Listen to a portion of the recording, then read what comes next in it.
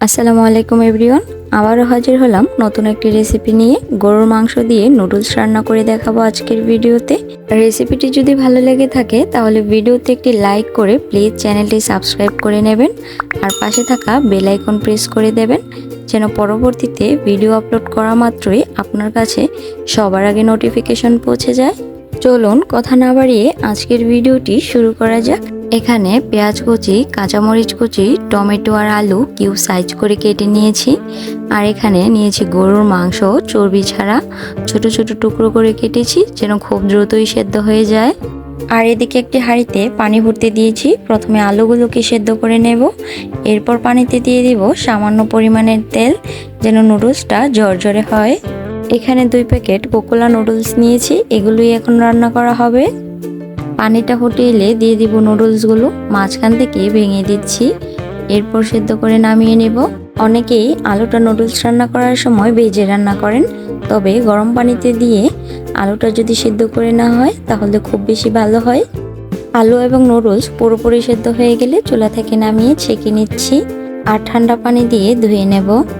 এবার একটি কড়াইতে তেল দিয়ে দেব, এর সঙ্গে একটি ডিম ভেজে নেব। প্রথমে ডিমটা দিয়ে দিলাম, এরপর ভালোভাবে ভেঙে নেড়ে চেড়ে একটু ভেজে কড়াই থেকে নামিয়ে নেব। সেম তেলের সাথে আরেকটু তেল দিয়ে দিব পেঁয়াজ কুচি, দিয়ে দিব কাঁচামরিচ কুচি, দিয়ে দিব পরিমাণ মতো লবণ, হলুদ গুঁড়ো, অল্প পরিমাণ মরিচ গুঁড়ো, হাফ চা চামচ আদা রসুন বাটা ও অল্প পরিমাণ জিরা গুঁড়া। এই মশলাগুলোর সাথে মাংসটা কষিয়ে নেব আর দিয়ে দিব 1 চা চামচ টমেটো সস। মশলাগুলো ভালোভাবে নেড়ে চেড়ে উপর দিয়ে তেল ভেসে উঠলে দিয়ে দিব গরুর মাংসের টুকরোগুলো। মশলার সাথে মাংসটা কিছুক্ষণ কষিয়ে অল্প পরিমাণ পানি দিয়ে ঢাকনা দিয়ে ঢেকে এটাকে ভালোভাবে রান্না করে নিতে হবে যতক্ষণ না পর্যন্ত মাংসটা সেদ্ধ হয়ে আসে। মাংসটা সম্পূর্ণ সিদ্ধ হয়ে গেছে এবং তেলের সাথে ভাজা ভাজা করে নিয়েছি আর দিয়ে দিচ্ছি নুডলসগুলো। এবার সবগুলো একসাথে মিশিয়ে নিতে হবে আর নুডলসের ভেতরে থাকা যে মশলার প্যাক আছে সেগুলো দিয়ে দিচ্ছি আর এক্সট্রাভাবে ম্যাগি মশলার প্যাক ইউজ করছি। একটি নুডলসের প্যাকের মধ্যে 2টি ম্যাগি মশলা দেওয়ার চেষ্টা করবেন, তাহলে খেতে এর টেস্ট খুবই ভালো আসবে।